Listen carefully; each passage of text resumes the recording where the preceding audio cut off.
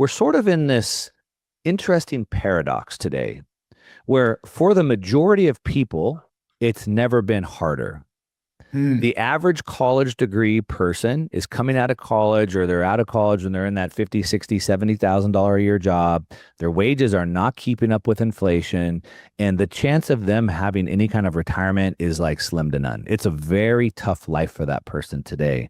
They grew up in an industrial era school system, taught an industrial era lens, given an industrial set of tools. And that's not the world that we live in today. But the paradox is, it's never been easier to make Yep. money than it is right now. So you mentioned like start a YouTube channel or whatever, right? Like when I started my first business, my first real business, when I actually had an office and stuff, like that was like 1997. That was pre-internet. There was no YouTube for me to go watch videos on how to start a business or how to do marketing. There was no one online to even market to. Like, how do you even make money back then, right? Now you have all the tools, but even on top of that, and you know this, I'm sure all too well, since 2008 and now 2020, the government dumped in $12 trillion. There's just money sloshing around everywhere. It's like literally everywhere. So it's never been easier to learn anything, meet anybody, do anything with AI. And then there's all this money. So it's like the paradox, right? Dude, it's like every time they print, I get happy now. Because while everybody's hating on the printing press, I'm like, dude, just get to the front of the line. The print is good if you're a hustler. The print is actually good if you're an investor, if you're in hard assets. So what would you do? I mean, we're going to continue to print. I mean, I think that's what I'm hearing you say over and over. Yeah. So who are the beneficiaries of the print? Yeah. Yeah. So the rich get richer and the poor get poorer. I would say overall, it's a net negative because it's really bad on society.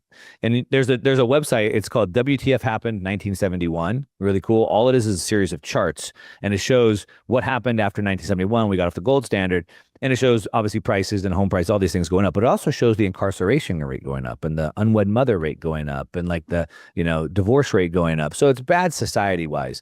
That being said, you and I, we can't change this. So what we can do is we can save ourselves and we can save those around us. And so how do we benefit from that, right? The rich get richer because the rich own assets and the rich have income that can be adjusted with inflation. So like you have income from your apartment, so when inflation raises the rents, right? You can raise your income that way. And we buy assets. So what we want to do is we want to do what the rich do, and we want to buy assets. We want to buy the assets that are the most sensitive to that money printing, and those would be the most scarce assets and assets we can use leverage on. So real estate is a good option because I can use leverage. I can use other people's time and money, or we buy something like Bitcoin that has that real high sensitivity ratio to that liquidity. In your mind, what's the negatives of Bitcoin? Yeah. In my mind, the negatives to Bitcoin would probably be that it's a very high barrier to entry from the education standpoint. And so it's going to take you some time to figure it out. That's number one. Number two, to really utilize it properly, it could be a little bit technology. It might be a little technology challenge or hurdle to get over.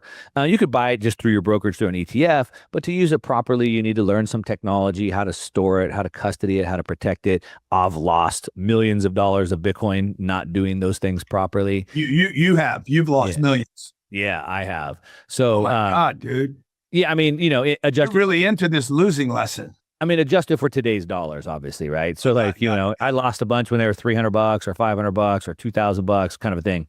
But I'm just saying, so those are painful lessons that you learn along the way. So that's what I'd say.